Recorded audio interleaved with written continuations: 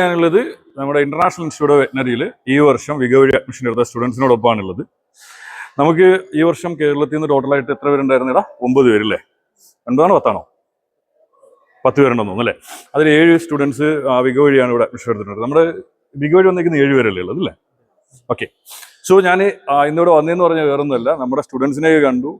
അതിനുശേഷം എന്ത് ചെയ്യുക, അവരുടെ കോളേജിനെ കുറിച്ചിട്ടുള്ള ഒരു എക്സ്പീരിയൻസും കാര്യങ്ങളൊക്കെ ചോദിക്കണമെന്നുണ്ടായിരുന്നു. പിന്നെ ഈ ഒരു പ്രോഗ്രാം നമ്മൾ വളരെ ഫാസ്റ്റായിട്ട് തീർക്കും കേട്ടോ. കാര്യം വേറൊന്നുമില്ല, നാളേക്ക് പിള്ളേർക്ക് എന്തുണ്ട്, ഇന്റേണൽ എക്സാം ഉണ്ട്. ഒരു ഹോസ്റ്റലൊക്കെ ഉണ്ടായിരുന്നു, പഠിച്ചുകൊണ്ടിരുന്നവരെയാണ് ഞാൻ വിളിച്ചു വരുത്തിയത്. ഇന്ന് ഉച്ചയ്ക്ക് അവർക്ക് ലീവ് ആയിരുന്നു. സോ ആര്യ വരുന്നതെന്ന് പറഞ്ഞു കഴിഞ്ഞാൽ എറണാകുളത്ത് നിന്നാണ്. പിന്നെ ഉള്ളതെന്ന് പറഞ്ഞാൽ അലീനയാണ്. അലീനയുടെ സ്ഥലം വരുന്നതെന്ന് പറഞ്ഞാൽ ട്രിവാൻഡ്രത്താണ്. ദെൻ അനീഷ് ഉണ്ട്. അനീഷ് മുഹമ്മദിന്റെ സ്ഥലം എന്ന് പറഞ്ഞു കഴിഞ്ഞാൽ കൊല്ലമാണ്. പിന്നെ അഫിന്റെ സ്ഥലം വരുന്നതെന്ന് പറഞ്ഞു കഴിഞ്ഞാൽ തൃശ്ശൂരാണ് അഫിന്റെ സ്ഥലം വരുന്നത്. പിന്നെ ജിതിൻ ദേവ് വരുന്നുണ്ട്. ജിതിൻ ദേവ് പിന്നെ ആലപ്പുഴയാണ് ജിതിൻ ദേവിന്റെ സ്ഥലം വരുന്നത്. ഇനി 2 പേരും കൂടെ ഉണ്ട്. അവർ കുറച്ച് തിരക്കാണ്ട് തന്നെ ഞാൻ അവരെ വിളിച്ചിട്ടില്ലായിരുന്നു. സോ 1 by 1 ആയിട്ട് നമുക്ക് എന്ത് ചെയ്യാം, അവരുടെ എക്സ്പീരിയൻസും കാര്യങ്ങളൊക്കെ ചോദിച്ചു നോക്കാം. സോ പിന്നെ അലീന എൻ്റെ നാട്ടുകാരിയാണ്, അതുകൊണ്ട് തന്നെ ഫസ്റ്റ് അലീനയോട് തന്നെ ചോദിക്കാം. അലീന, എങ്ങനെയുണ്ട് കോളേജിനെ കുറിച്ചിട്ടുള്ള ഒരു എക്സ്പീരിയൻസ് ഒക്കെ? ഞങ്ങൾക്കിപ്പോൾ ക്ലാസ് തുടങ്ങിയിട്ട് 2 മാസമായി.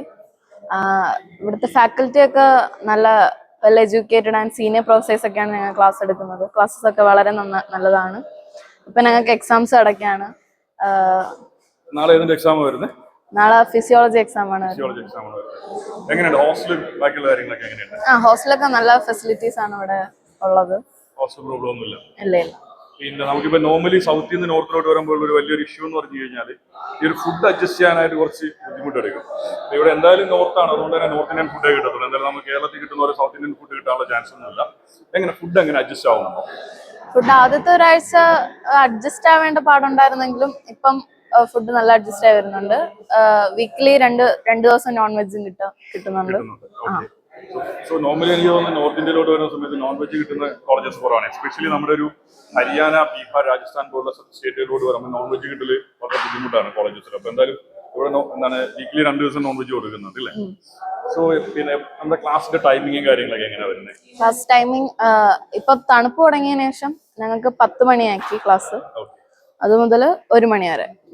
നേരത്തെ 9 മണി ടു ലാബും എല്ലാം കൂടെ 1 മണി വരെ.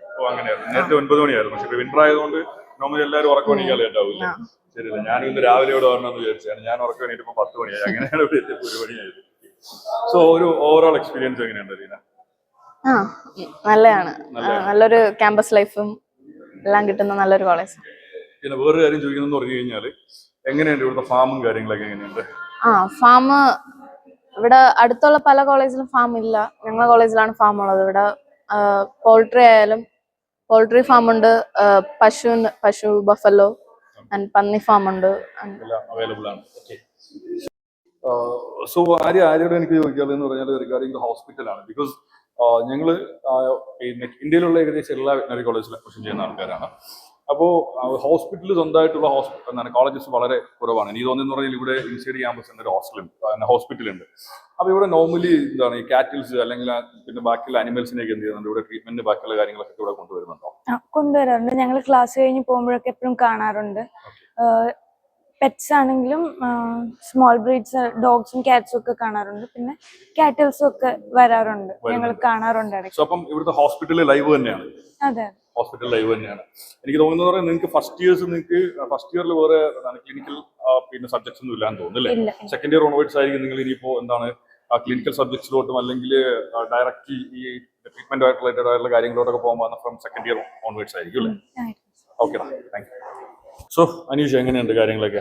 എനിക്ക് തോന്നുന്നു പറഞ്ഞു കഴിഞ്ഞാൽ നിങ്ങളുടെ ഗേൾസിന്റെ ഹോസ്റ്റൽ വരുന്നത് പിന്നെ ക്യാമ്പസിൽ നിന്ന് ഒരു 100 മീറ്റേഴ്സ് ഉണ്ട് അല്ലേ? ഇവിടുന്ന് ലെഫ്റ്റോട്ട് പോകുമ്പോഴാണ് ഗേൾസിന്റെ ഹോസ്റ്റൽ വരുന്നത്. നിങ്ങളുടെ ഹോസ്റ്റൽ വരുന്നത് ക്യാമ്പസിന്റെ മേളിൽ തൊട്ടുള്ളതായിട്ടാണ് വരുന്നത് അല്ലേ? ഓക്കെ.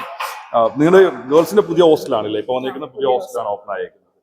സോ എങ്ങനെയുണ്ട് ഹോസ്റ്റലും കാര്യങ്ങളൊക്കെ? എങ്ങനെയുണ്ട് അനീഷ്? ഹോസ്റ്റലിൽ കുഴപ്പമില്ല, ക്ലാസ്സസും നന്നായിട്ട് പോകുന്നുണ്ട്. സോ ഫാക്കൽറ്റീസും കാര്യങ്ങൾ എങ്ങനെയുണ്ട് അനീഷ്? നോർമലി പ്രൈവറ്റ് കോളേജസിലോട്ട് വരുന്ന സമയത്ത് എല്ലാവരും പറയുന്നതെന്ന് പറഞ്ഞു കഴിഞ്ഞാൽ എന്താണ്, ജസ്റ്റ് ഇപ്പൊ ഫൈനൽ ഇയർ പഠിച്ചിറങ്ങിയ കുട്ടികളോ അല്ലെങ്കിൽ ജസ്റ്റ് ഡിഗ്രി കംപ്ലീറ്റ് ചെയ്ത പിള്ളേരൊക്കെ ആയിരിക്കും നമ്മളെ പഠിപ്പിക്കാൻ വരുന്നത്.